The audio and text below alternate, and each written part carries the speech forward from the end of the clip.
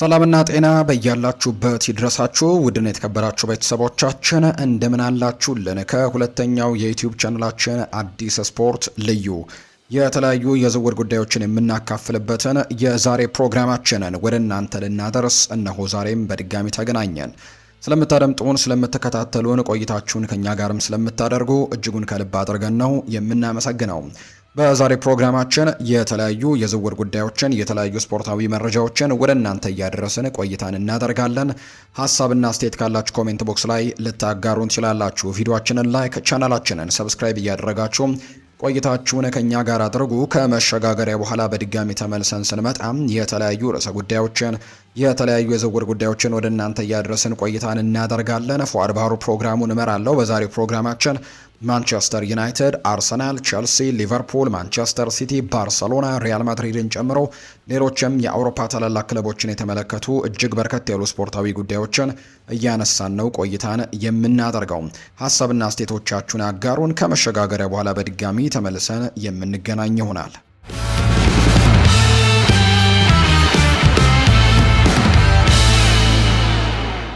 የማንቸስተር ዩናይትድ አሰልጣኝ ማይከል ካሪክ በአዲሱ የውድድር ዘመን የማጥቃት ክፍላቸው በቂ ጥራትና አማራጭ እንዳለው ለማረጋገጥ ባለመቻላቸው ፍላጎት መሰረትም አሁንም የፍራይበርጉን አጥቂ ኢጎር ማታኖቪችን ለማስፈረም እያሰቡበት እንደሚገኙ ነው ትልልቅ የሚባሉ የመረጃ ምንጮች ይፋ እያደረጉ የሚገኙት። ዩናይትዶች ቤንጃሚን ሼስኮን እንደ ዋና አጥቂነት የያዙ ቢሆንም የጆሹዋ ዘርክዚ ወደፊት በክለቡ የመቆየት ነገር ግን እርግጠኛ ለመሆን ለሌላ አጥቂ ቦታ ሊፈጥር ይችላል ብለው ያምናሉ።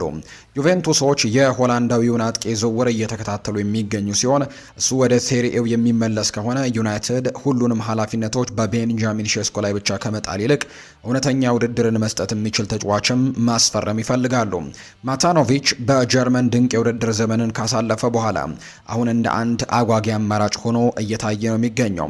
ከተጫዋቾች ወኪሎች ጋር የተገኘው መረጃ እንደሚያሳየው ከሆነ በተለይ ከቼንድ ኦፍ ሳይድ እንደዘገበው ከሆነ ማንቸስተር ዩናይትድ በክለቡ ውስጣዊ ውይይት ላይም ስለ ማታኖቪች ዝውውርም ተነጋግረዋል። የ23 ዓመቱ ክሮኤሽያዊ አጥቂ ባለፈው የውድድር ዘመን ለፍራይበርግ 15 ግቦችን ያስቆጠረ ሲሆን ከቤንጃሚን ሼስኮ ጋር ተመሳሳይነት ያለው አካላዊ ብቃትም እንዳለው ነው የሚነገረው። ቶተንሃምም ቢሆን እሱን እየተከታተለው የሚገኝ ሲሆን ዩናይትድ ከመጀመሪያው ደረጃ ውይይቶችም አልፎ ወደፊት ለመግፋት ካሰበ ውድድር ሊገጥመው እንደሚችል ይፋ ተደርጓል።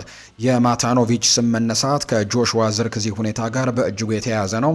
ዘሰን ቀደም ሲል እንደዘገበው ዩቬንቱስ በ30 ሚሊዮን ፓውንድ የመግዛት መብት ባለው የውሰት ዝውውር ላይም የላቀ ድርድሮችን አድርጎ የነበረ ሲሆን ዩናይትድ ስለሱ መውጣትም ለመነጋገር ፈቃደኛ እንደነበር ጭምር ነው ይፋ የተደረገው። ነገር ግን ጆሹዋ ዘርክዚ በቅድመ ውድድር ዝግጅት ጨዋታዎች ላይ መሰለፉን ቀጥሏል።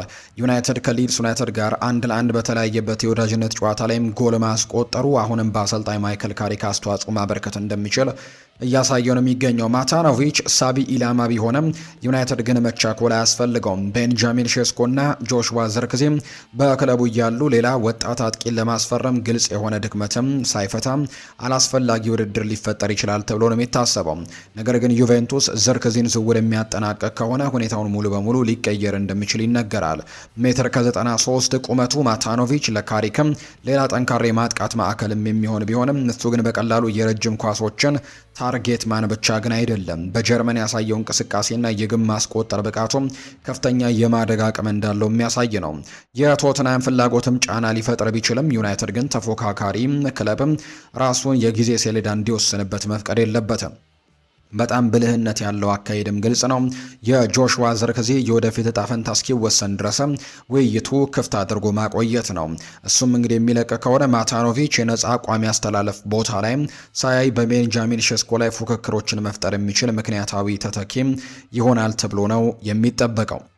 ኒኮላ ጃክሰን፣ ሊያም ዴላፕ እና ቶሲን አደርቤዮ ሁሉም ከስታንፈርድ ብሪጅ ለቀው ለመሄድም ዝግጁ በመሆናቸው ቸልሲ በክረምቱ የዝውውር መስኮት ማጠቃለያ ላይ በርካታ ስራዎችን ሊያከናውን ይችላል ተብሏል። ሶስቱ ተጫዋቾች ቸልሲ ሪያል ሶሴዳድን 3-1 ባሸነፈበት የቅድመ ውድድር ዘመን ጨዋታ ስብስብ ውስጥም ሳይካተቱ ቀርተዋል። ይህም የፕሪሚየር ሊግ የውድድር ዘመን እየተቃረበ ባለበት በዚህ ሰዓት ትልቅ ውሳኔ እንደሆነ ነው የተነገረው። አሰልጣኝ ቻቪ አሎንዞ እጅግ ሰፊ ስብስብን የተረከቡ ሲሆን ከሌላ ተጨማሪ ውድ የዝውውር ወጪ ደግሞ በኋላ አሁን ላይ የተጫዋቾችን ቁጥር ለመቀነስም እየሞከሩ ይገኛሉ። ቸልሲ ከተጫዋቾች ሽያጭ አስቀድሞ ከፍተኛ ገቢዎችን ያገኘ ቢሆንም የዝውውር መስኮቱ ከመዘጋቱ በፊት ተጨማሪ ተጫዋቾች ይለቃሉ ተብሎ ነው የሚጠበቀው። ፋብሪዚዮ ሮማኖ እንደዘገበው ከሆነ ኒኮላ ጃክሰን፣ ሊያም ዴላፕ እና ቶሲና ደርቤዮ ከመጨረሻው የወዳጅነት ጨዋታ ስብስብ ውጪ ከተደረጉ በኋላ ለዝውውር ዝግጁ እንደሆኑ እየተገለጸ ነው። በተለይም ኒኮላ ጃክሰን የበርካታ ክለቦችን ትኩረት የመሳብ እድሉ ከፍተኛ ይመስላል። ስካይ ስፖርት እንደዘገበው ቸልሲ የሴኔጋል ብሔራዊ ቡድኑ አጥቂ በ65 ሚሊዮን ፓውንድ አካባቢ የገመተው ሲሆን በባየር ሚኒክ የውሰት ቆይታን ካደረገ በኋላ አስተን ቪላ እሱን ከሚፈልጉት ክለቦች መካከል አንደኛው ነው። ዴላፕ ባለፈው ክረምት ከኢፕስዊች ታውን በ30 ሚሊዮን ፓውንድ ብቻ ቸልሲን የተቀላቀለ ቢሆንም አሁንም ለቆ ሊወጣ እንደሚችል ግን ይታመናል። ዳኒ ዌልቤክ ወደ ክለቡ መምጣቱን ተከትሎ በአጥቂ ስፍራ ላይ ያለው ውድድር በመጨመሩ ሰማያዎቹ እሱን በግምት 50 ሚሊዮን ፓውንድም እንደተመኑት ጭምር ነው የሚነገረው። የቶሲን የፋይናንስ ሁኔታ በግልጽ ባይታወቅም ቻቪ አሎንዞ የመሃል ተከላካዮችን ቁጥር ለመቀነስ በሚሞክሩበት በዚህ ወቅት ግን የቀድሞው የፉልሃም የመሃል ተከላካይ ፍላጎት እንዳለበት ስካይ ስፖርት እያረጋገጠ ይገኛል። ሶስቱም ተጫዋቾች መሸጥ የስብስብ አስተዳደርን ሚዛናዊ ለማድረግ ምክንያታዊ ነው። ቸልሲ በአሁኑ ወቅት በማጥቃትና በመከላከል ክፍሉ ላይ በርካታ አማራጮች ያሉት ኒኮላ ጃክሰን እና ሊያም ዴላፕ ቋሚ የመጫወት እድልን ከፍተኛ ውድድር የሚገጥማቸው ሲሆን ቻቪ አሎንሶ ደግሞ አሁንም የተጨናነቀውን የመሃል ተከላካይ ስብስብን መቀነስ እንደሚፈልግ ነው እየተገለጸ የሚገኘው። ኒኮላ ጃክሰን ምናልባትም ከፍተኛ የገንዘብ መጠን ሊያስገኝ የሚችል ሽያጭ ነው። በ65 ሚሊዮን ፓውንድ ቸልሲ ከፍተኛ ገንዘቦችን መሰብሰብ የሚችል ሲሆን ቋሚ ጨዋታን ለሚፈልገው ተጫዋች ደግሞ በሌላ ቦታ አዲስ ጅምር እንዲኖረው ያስችለዋል ተብሎ ይጠበቃል። ዴላፕ ግን የተለየ ነው። ከአንድ የውድድር ዘመን በኋላ ወዲያውኑ መሸጡ ያለ ጊዜው የተደረገው ውሳኔ ሊያስመስለው ይችላል። በተለይም ፈላጊ ክለቦች የቼልሲን የ50 ሚሊዮን ፓውንድ ግምትን ለመክፈልም ፈቃደኛ ካልሆኑ። በሌላ በኩል ቶሲና ደርቤዮ የፕሪሚየር ሊግ ወይም ደግሞ የአውሮፓ ክለቦችን ትኩረት ለመሳብም በቂ ልምድ ያለው በመሆኑ የቻቪ አሎንሶ ተመራጭ የመከላከል ክፍል በከፍተኛ ሁኔታ ላይ ሳይጎዳ በቀላሉ ሊሸጥ የሚችል አይነት ተጫዋች ተደርጎ ነው የሚቆጠረው። ብሩኖ ጊማሬሽ በ75 ሚሊዮን ፓውንድ ወደ አርሰናል እንዲሁም ሳንድሮ ቶናሊ ወደ ቶተንሃም መሄዳቸውን ተከትሎ በአማካይ ክፍል ላይ በጣም ትልቅ ክፍተት ገጥሟቸዋል። ኒውካስል ዩናይትዶች በተለይ አዲስ አሰልጣኝ መሾማቸው ይታወሳል። ማቲያስ ጄሻይልን ነው እንግዲህ ይህንን ቡድን እንዲገነባ እንግዲህ ጥረት እያደረጉ የሚገኙት። አሁን ላይ የተለያዩ ተጫዋቾችን ለማስፈረም ጥረት እያደረጉ ነው። ከነዛ መካከል አንደኛው በባየር ሚኒክ እያሳለፈ የሚገኘው አምና በውሰት በቶተንሃም ያሳለፈው ዣኦ ፓኒኒሃም ተመራጩ ተጫዋች እንደሆነ እየተነገረ ነው። ኒውካስል ቀደም ሲል ፔሬሜል ሆይቤን ለማስፈረም ሞክሮ የነበረ ቢሆንም ዴንማርካዊው ተጫዋች ዝውውሩን ውድቅ ማድረጉን ተከትሎ ፓሊኒሃ አሁን ላይ ከዋና አማራጮቻቸው አንደኛው ሆኖ ብቅ ብሏል። ፖርቱጋላዊ ብሔራዊ ቡድን ተጫዋችም ከፉልሃም ጋር ከቶትናም ጋር ባሳለፋቸውም ጊዜያት የፕሪሚየር ሊጉን እግር ኳስ በደንብ የሚያውቅ በመሆኑ ወዲያውኑ ለክለቡ አዎንታዊ ተጽዕኖችን ማበርከት ይችላል ተብሎ ነው የሚታሰበው። የስካይ ጀርመኒው ጋዜጠኛ ፍሎሪያን ፕሌተንበርግ እንደዘገበው ከሆነ ኒውካስሎች ፓሊኒሃን በቋሚ ዝውውር ለማስፈረም ከባየር ሚኒክ ጋር በቀጥታ ድርድር ላይ ነው የሚገኙት። ባየርን የ31 ዓመቱን ተጫዋች መሸጥ የሚፈልግ ሲሆን በሌላ የውሰት ውልም ፍላጎት የለውም። ይሄ አቋምም የአስተን ቪላን ጥረት አስቀድሞ ያወሳሰበው ሲሆን ዘሰን እንደዘገበው ባየርን በግዢ መብት ላይ የተመሰረተ የቪላን የውሰት ጥያቄ ውድቅ ማድረጉን ተከትሎ ኒውካስል ፍላጎቱን አጠናክሯል። ዘገባው አክሎም ቤኔፊካዎች በቋሚ ዝውውር ላይ ለመነጋገርም ፍቃደኛ መሆናቸውን በመግለጹ ከባየር ሚኒክ ጋር የሚደረገው ድርድርን የሚጎትት ከሆነ ኒውካስል ዩናይትድ ተጨማሪ ውድድር ሊገጥመው እንደሚችል ነው የመረጃ ምንጩ ይፋ ያደረገው። ይህ ዝውውር የኒውካስልን ሰፊ የቡድን ግንባታ አካል አድርጎ ሲታይ በጣም ምክንያታዊ ነው። ፓሊኒሃ የጉማሬሽን የፈጠራ ብቃት ወይም የቶናሊን ኳስ የመቆጣጠር ችሎታ ላይ ደግሞ ቢችልም በአሁኑ ወቅት ግን ኒውካስል የሚያጥረው ነገር ማለትም የተከላካይ ክፍሉን የሚጠብቅና በአካላዊ ፍልሚያዎች የሚያሸንፍ ልምድም ያለው ተከላካይ አማካይ ሊሆናቸው ይችላል ተብሎ ይታሰባል። በእድሜው ላይ ስጋቶች አሉ። በ31 ዓመቱ ፓሊኒሃ የወደፊት የመልሶ ሽያጭ ዋጋው ዝቅተኛ በመሆኑ ኒውካስል የተጋነነ የዝውውር ክፍያን ወይም የረጅም ጊዜ ኮንትራትን ከመስጠትም መቆጠብ አለበት። ሆኖም የክለቡ ስብስብ በዙሪያቸው ልምድ ያላቸው ተጫዋቾች የሚያስፈልጋቸው በርካታ ወጣት አማካዮችን የያዘ ነው። የቅርብ ጊዜው ቀጥታ ውይይትም ፓሊኒሃ ወደ ኒውካስል የመቀላቀል እድሉ አነስተኛ ነው ተብሎ ከቀረቡበት ዘገባዎችም የጎላ ለውጥን ያሳያል ተብሏል።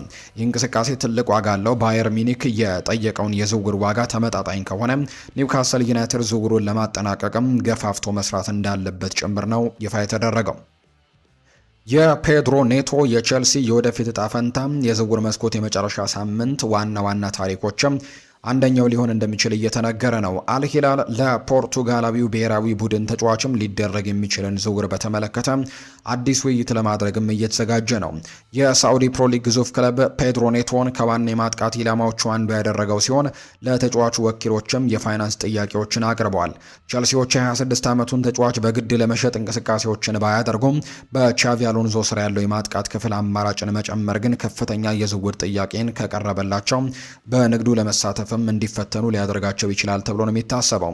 ከማንቸስተር ሲቲ በኩል እየመጣ ያለው ውድድርም ለፔድሮ ኔቶ ሁኔታ ሌላ ተጨማሪ አስደናቂ ገጽታን ይፈጥራል የተባለው ፋብሪዚዮ ሮማኖ እንደዘገበው ከሆነ አልሂላሎች በፔድሮ ኔቶ ዝውውር ላይ እድገት ለማድረግ ደግሞ በሚያደርጉት ጥረት በዚህ ሳምንት ከቼልሲ ጋር አዲስ የቀጥታ ውይይትም ቀጠሮ ይዘዋል። ለተጫዋቹና ለወኪሎቹም የፋይናንስ ጥያቄ አስቀድሞ የተላከ ሲሆን አሁን የሚያደርጉት ድርድሮችም በሁለቱም ክለቦች መካከል ስምምነት ላይ በመድረስ ላይ የበለጠ ትኩረትን ያደርጋሉ ተብሎ ነው የሚጠበቀው። የቼልሲ የዋጋ ግምት ውሳኔ ሰጪ ሊሆን ይችላል። ቶክ ስፖርት እንደዘገበው ሰማያዊዎቹ ኔቶን በ2024 ከቮልቭስ ከከፈሉት 54 ሚሊዮን ፓውንድ በበለጠ በግምት 70 ሚሊዮን ፓውንድ አሁን ተምነውታል። ማንቸስተር ሲቲም ቢሆን ወደ ውድድሩ የተቀላቀለ ሲሆን ኤንዞ ማሬስካ ፔድሮ ኔቶን ለሳቪኒሆ ሊሆን የሚችል ተተኪ አድርገው ነው የሚያስቡት። ፔድሮ ኔቶ በቼልሲ የቅድመ ውድድር ዝግጅት ወቅትም ተሳታፊ ሆኖ የቀጠለ ቢሆንም የሞርጋን ሮጀርስ መምጣትና በማጥቃት ቦታዎች ላይ ደግሞ ያለውን ውድድርም ደግሞ አብዝቶታል። አሁን ላይ አልሂላል የቼልሲን 70 ሚሊዮን ፓውንድ ግምትን የሚጠጋ ገንዘብ የሚቀርብ ከሆነ ቼልሲዎች ተጫዋቹን ሽጠው ገንዘብ ቢያገኙ የሚል መከራከሪያዎች እየተነሱ ነው። ፔድሮ ኔቶ በጨዋታ ዘመኑ ምርጥ አቋም ላይ የሚገኝ ቢሆንም ቼልሲ ግን እሱ በሚጫወትባቸው ቦታዎች መጫወት የሚችሉ በርካታ አጥቂዎች እንዳሉት ጥያቄ የለውም። ተጫዋቹ ከገዙበት ዋጋ በበለጠ ከፍተኛ ገንዘቦችን መሸጥ ሌላ ተጨማሪ ትልቅ የዝውውር ትርፍን የሚያስገኝ ሲሆን ቻቪ አሎንዞም የተጨናነቀውን ስብስብም እንዲቀንሱ ይረዳቸዋል። ሆኖም ግን ቼልሲዎች የሚያጡትን ነገር አቅልለው እንዳያዩት መጠንቀቅ አለባቸው። ፔድሮ ኔቶ በፕሪሚየር ሊጉ የተረጋገጠ ፍጥነት፣ ቀጥተኛነትና በተለያዩ ቦታዎችም የመጫወት ብቃት ያለው ሲሆን እነዚህን ብቃቶች መተካት ደግሞ በቀላሉ የሚከናወን አይሆንም። የማንቸስተር ሲቲ ፍላጎት ትልልቅ ክለቦች አሁንም እሱን በከፍተኛ ደረጃ እንዲመዝኑትም ማረጋገጫ ነው። የሳዑዲ አማራጭ ለቼልሲ ለሀገር ውስጥ ተፎካካሪዎች ከመሸጥ ይልቅ የበለጠ ሳቢ ሆኖ ሊገኝም ይችላል ተብሎ ነው የሚታሰበው። ሲቲን ማጠናከር የራሱ የሆነ የውድድር ስጋት የሚኖረው ሲሆን የአልሂላል ዝውውር ግን ለሌላ የፕሪሚየር ሊግ ተፎካካሪ ሳይረዳም ከፍተኛ የዝውውር ክፍያን ማስገኘትም ይችላል ተብሎ ነው የሚጠበቀው። አርሰናል ኤዝሪል ኮንሳን ለማስፈረም የሚደረገውን ጥረት በቤን ዋይት ላይ ትልቅ ተጽዕኖችን ሊፈጥርበት ይችላል ተብሎ ይታሰባል። ሚኬል አርቴታ ኤዝሪል ኮንሳን ለማስፈረም ትናንትና መስማማታቸው የሚታወቅ ጉዳይ ነው። ምናልባት ይህንን ተጫዋች ማግኘታቸውን ተከትሎ ምናልባት ቤን ዋይት ክለቡን ይለቅ ይሆን ወይ በትልቁ ጥያቄዎች እየተነሱ ነው።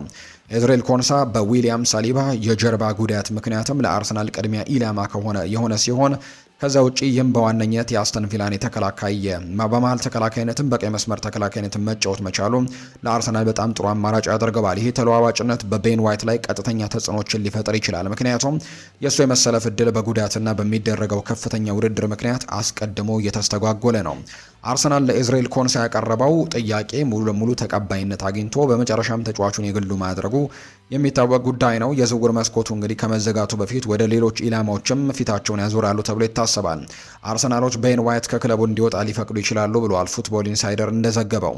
አርሰናሎች የኮንሳን ዝውውር በተሳካ ሁኔታ ማጠናቀቃቸውን ተከትሎ ከቤን ዋይት ደግሞ የመውጣት ፍቃድን ሊሰጡት እንደሚችሉ ግምቶች አሉ። ኤቨርተኖች እርምጃቸውን ለመውሰድ ዝግጁ ናቸው። የ28 ዓመቱን ተጫዋች ቋሚ መሰለፍ ዕድልን ለመፈለግም ወደ መርሲሳይዱ ክለብ ለማምራት ክፍት ሊሆን ይችላል። ሆኖም ግን ኤዝሪል ኮንሳ በርካሽ ዋጋ የሚገኝ አይሆንም። ቶክ ስፖርት እንደዘገበው ከሆነ አርሰናል በግምት 35 ሚሊዮን ፓውንድ አካባቢ ያቀረበው የቃል ጥያቄ ውድቅ የተደረገበት ሲሆን በአስተን ቪላ የእንግሊዝ ብሔራዊ ቡድን ተጫዋቹ በግምትም ከ60 እስከ 65 ሚሊዮን ፓውንድ ተምኖለታል። ኮንሳ ወደ አርሰናል ለመዘዋወርም ፍላጎት እንዳለው ተረድቷል። አርሰናል በተጨማሪም ቪላን እንግዲህ ማስማማቱ ይፋ መደረጉን ተከትሎ የተለያዩ ተጫዋቾችን ሲመለከቱ ነበር። ከዚህ በፊት በተለይ የኮንሳን ዝውውር ከማጠናቀቃቸው በፊት የባየር ሌቨርኩዘኑን ጃሬል ኳንሳህን እንዲሁ ደግሞ የኮሞን ጃኮብ ራሞንንም ለማስፈረም ሲመለከቱ እንደነበር ይታወሳል። ነገር ግን ከአርሰናል አንጻር ሲታይ ዋይትን በኮንሳ መተካት በቀላሉ የተከላካይ ክፍሉን ማጠናከር ሳይሆን ትልቅ የቡድን ማስተካከያ ተደርጎ ነው የሚቆጠረው ቤን ዋይት በአርቴታ ስር አስፈላጊ ተጫዋች የነበረና የማል ተከላካይ እንዲሁም የቀይ መስመር ተከላካይ ቦታንም መሸፈን የሚችል ነው። ነገር ግን ተደጋጋሚ የጤናና የጉዳት ችግሮች የመሰለፍ እድሉን የወሰኑት ሲሆን ሳሊባ ደግሞ ለረጅም ጊዜ ከሜዳ ውጪ ስለሚሆን አርሰናል አሁንም ሌላ አስተማማኝ አማራጭ ያስፈልገዋል። ኮንሳ ተመሳሳይ ተለዋዋጭነትን የሚያቀርብ ሲሆን ሳሊባን ወዲያውኑ መሸፈን የሚችልም በፕሪሚየር ሊግ የተረጋገጠ ተከላካይ ሆኖ ይመጣል። ዋናው ጉዳይ በፋይናንሻል ሁኔታ ላይ ነው። ለኮንሳ 60 ሚሊዮን ፓውንድ እና ከዚያ በላይ ደግሞ ከፍሎ ቤን ዋይትን በርካሽ ዋጋ እንዲወጣ መፍቀድም አነስተኛ ምክንያታዊነት ነው ያለው። አርሰናል የቤን ዋይትን መውጣት ማጽደቅም ይኖርበታል ተብሎ እንግዲህ እንደሚጠበቅ በቀጣይ ይታያል። ነገር ግን ኮንሳ አዲሱ የአርሰናል ተጫዋች መሆኑ ትናንትና መረጋገጡ የሚታወስ ነው። ቶትንሃም ሆትስፐርሶች ለግብ ጠባቂው ጉሌርሞ ቪካሪዮ ከዩቬንቱስ የቀረበለትን ጥያቄ ከተቀበለ በኋላ ወደ ሌላ ትልቅ የክረምት ተጫዋቾች የዝውውር መስኮት ሽያጭም ተቃርቧል። የ29 ዓመቱ ተጫዋች በሰሜን ለንደን ያለው የወደፊት እጣ ፈንታም ባለፈው የውድድር ዘመን ማጠቃለያ ላይ የመነሻ ቦታውን በአንቶኒዮ ኪኒስኪ ካጣ በኋላ አሁን ላይ እርግጠኛ ሳይሆን ቀርቷል። አሰልጣኝ ሮቤርቶ ዲ ዘርቢ በቅድመ ውድድር ዝግጅት ወቅትም ቼካዊውን ግብ ጠባቂ ማስቀደማቸውን ቀጥለው ነበር። ቪካሪዮ በበኩሉ ወደ ጣሊያን ለመመለስ ያለውን ፍላጎትም በትልቁ ሲናገር እንደነበር እናስታውሳለን። ዩቬንቱሶች በአስቶን ቪላው ኤሚሊያኖ ማርቲኔዝ ላይ የነበራቸውን ፍላጎት ከተዉት በኋላ ነው ይህንን ተጫዋች እንዳስፈረመው የተረጋገጠው። የተለያዩ የመረጃ ምንጮችም ይህንን አረጋግጠውታል። በተለይ ቶተንሃም ቪካሪዮ ዝውውር ላይ ትልቅ እንቅስቃሴዎችን ሲያደርጉ እንደነበር የምናስታውሰው ጉዳይ ነው። እንግዲህ አሁንም ይህንን ተጫዋች ማግኘታቸው ቪካሪዮን ማግኘታቸው የሚታወስ ነው። ስምምነቱ የወደፊት ህይወቱን እንግዲህ በዩቬንቱስ እና በቱሪን እንዲያደርግም ያደርገዋል ተብሎ ይታሰባል። ወደ ጣሊያን መመለሱም ለተጫዋቹ እጅግ በጣም አስደሳች እንደሆነለት ነው የተነገረው። ዩቬንቱስ ለኤሚሊያኖ ማርቲኔዝ ያደረገው ድርድር ግን በአንዳንድ ምክንያቶች ከቆመ በኋላ ትኩረቱን ሙሉ ለሙሉ ወደዚህ ቶትንሃም ግብ ጠባቂ ነበር ያደረጉት። አርጀንቲናዊው ግብ ጠባቂ የእነሱ የመጀመሪያ ተመራጭ እንደነበር የሚታወስ ነው። ነገር ግን የተወሰኑ ጉዳቶች መኖራቸው ከዛ ውጭ የጠየቀው የፋይናንስ ጥያቄ ስጋቶቹን ከፍ ስላደረገባቸው የጣሊያኑ ግዙፍ ክለብም ከዚህ ዝውውር ራሳቸውን እንዳገለሉ ነው ላጋዜታ ዴሎ ስፖርት የተባለ የመረጃ ምንጭ ይፋ ያደረገው። በዚህ ምክንያትም ፊታቸውን ሙሉ ለሙሉ ወደ ጉሌርሞ ቪካሪዮ እንዳዞሩ ነው የጣሊያን የመረጃ ምንጮች የሚናገሩት። የቪካሪዮ መውጣት ለሁሉም ወገኖችም የሚስማማ ነው። ከቶተንሃም አንጻር ሲታይ ዲዘርቢ ኪኒስኪን ተመራጭ ግብ ጠባቂ አድርገውት ከወሰኑ በኋላ ቪካሪዮ እንዲወጣ ደግሞ መፍቀድ ምክንያታዊ ነው።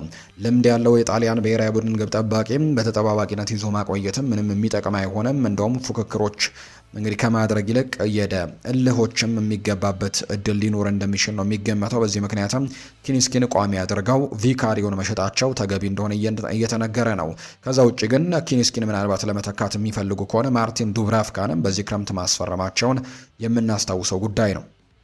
ማንቸስተር ዩናይትድ ከአካዳሚ ተጫዋቾች ሽያጭ ገቢ የመሰብሰብ ስትራቴጂውን በማጠናከር ላይ የሚገኝ ሲሆን ከፍተኛ ግምት የሚሰጠውን የ19 ዓመቱን የግራ መስመር ተከላካይ ሃሪ አማሰን የዝውውር መስኮቱ ከመዘጋቱ በፊት በቋሚነት ለመሸጥም እየተዘጋጀ ነው። ወጣቱ ተጫዋች በኦልትራፎርድ ቤት ከሚጠበቁት ተስፋ ሰጪ ተከላካዮች አንዱ ተደርጎ የሚወሰድ ቢሆንም በዋናው ቡድን ውስጥ ግን ቋሚ የመሰለፍ ዕድልን ማግኘት ግን አሁንም አስቸጋሪ ሆኖበታል። ባለፈው የውድድር ዘመን በሼፊልድ ዌንስዴይ እና በኖርዊች ሲቲ የውሰት ቆይታውን ካደረገ በኋላ ዩናይትድ አሁን ላይ በድጋሚ በውሰት ለመስጠት ይልቅ ተጫዋቹን ሽጦም ገንዘብ ለማግኘት ይፈልጋል የተባለው። ዴይሊ ሜል እንደዘገበው ከሆነ ማንቸስተር ዩናይትድ ከአካዳሚ ተጫዋቾች ሽያጭ ገቢም ለማግኘት የሚያደርገውን ጥረት ያፋጠነ ሲሆን አማሰን በ7 ሚሊዮን ፓውንድ እና ተጨማሪ አበል ወይም አድ-ኦንሶችም ለመሸጥ ዝግጁ ሆኗል የተባለው። የቅርብ ጊዜ መረጃዎች እንደሚያመለክቱት የተጫዋቹን በቋሚነት ከክለቡ የመውጣትም እየጨመረ የመጣ እውነታ ነው። ዘሰን እንደዘገበው ኖርዊች ሲቲ ተጫዋቹን ወደ ካሮ ሮድ ለመመለስም አሁንም ፍላጎት ያለው ቢሆንም ዩናይትድ ግን ሌላ የውሰት ውልን የሚነሳ ከሆነ በውል ውስጥም በቋሚነት የመግዛት ግዴታ ወይም ኦብሊጌሽን ቱ ባይ እንዲካተትም ይፈልጋል ነው የተባለው። አማስ ባለፈው የውድድር ዘመን የመጀመሪያው አጋማሽ በሼፊልድ ዌንስዴይ በጥሩ አቋም ላይ የነበረ ቢሆንም በጃንዋሪ ወደ ኖርዊች ካመራ በኋላ ከተቀላቀለ በጥቂት ጊዜያት ውስጥም ያጋጠመው የጅማት ወይም ሃምስትሪንግ ጉዳት ምክንያት የመሰለፍ ዕድሉ ተስተጓጉሎ ነበር። ከዩናይትድ የፋይናንስ ስትራቴጂ አንጻርም ሲታይ ውሳኔው ምክንያታዊነት አለው።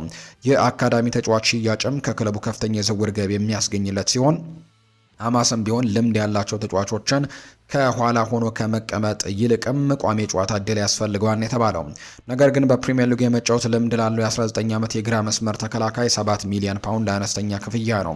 ዩናይትድ ቀደም ሲል ወጣት ተከላካዮችን በርካሽ ዋጋ በመሸጡ ምክንያት በሌሎች ክለቦች የዝውውር ዋጋቸው በከፍተኛ ሁኔታ ሲጨምርም አይቷል። ይህም ክለቡ ለአነስተኛ የቅጽበትም ጥቅም ሲል የረጅም ጊዜ ተስፋ ያለው ተጫዋችን አሳልፎ ከመስጠት እንዲጠበቅ ሊያደርገው እንደሚችል ይታመናል። ሆኖም ግን ዩናይትድ በስምምነት ውስጥ መልሶ የመግዛት መብትን ወይም ባይባክ ክሎዝን ወይም ከፍተኛ የመልሶ ሽያጭ ድርሻን ሴል ኦን ፐርሰንቴጅንም የሚያካትት ከሆነ ሽያጩ አሁንም ቢሆን ምክንያታዊ ሊሆን እንደሚችል ይታመናል።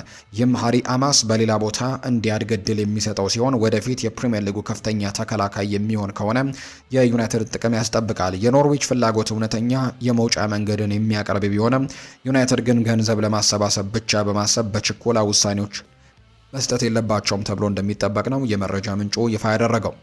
ውድና የተከበራችሁ ቤተሰቦቻችን ከሁለተኛው የዩቲዩብ ቻናላችን አዲስ ስፖርት ልዩ ለዛሬ ያዝንላችሁ የዝውውር ጉዳዮችን በትልቁ የተመለከትንበት ፕሮግራማችን ይህንን ይመስል ነበር። ቆይታችሁን ከኛ ጋር ስላደረጋችሁ እጅግ ከልብ አድርገን እናመሰግናለን። ፉአድ ባህሩ የዛሬውን ፕሮግራም እየመራው ከእናንተ ጋር ቆይታን አድርጌያለሁ። የተለያዩ ርዕሰ ጉዳዮችን የተለያዩ ስፖርታዊ ጉዳዮችን ያካፈልንበት የዛሬ ፕሮግራማችንም ይህንን ይመስል ነበር። ቆይታችሁን ከኛ ጋር ስላደረጋችሁ እጅጉን ከልብ አድርጌ ያመሰገንኩኝ። በቀጣይ ፕሮግራሞቻችን መልሰን እስክንገናኝ ድረስ መልካም ጊዜ መልካም ቀን እንዲሆንላችሁ ነው በአክብሮት የምመኘው።